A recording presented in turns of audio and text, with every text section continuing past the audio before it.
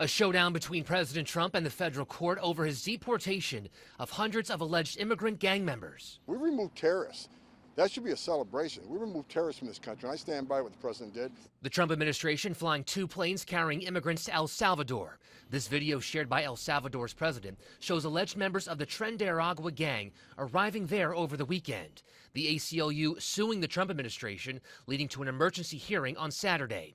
Sources say the planes took off during the hearing before the judge ruled any plane containing these folks that is going to take off or is in the air needs to be returned to the United States. We are not saying at this point that the government defied the court order, but we are saying there are serious reasons to potentially think that they did. Sources tell ABC News the administration chose to ignore the judge's directive to turn the planes around.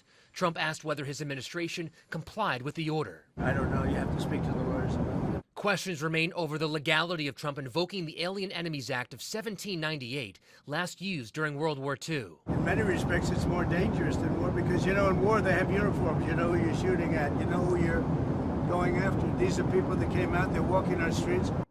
The ACLU says the act is intended to be used against a nation that has either declared war against the U.S. or has invaded the U.S., and the ACLU says that has not happened. The Trump administration says it did not violate the order. Perry Russum, ABC News, Washington.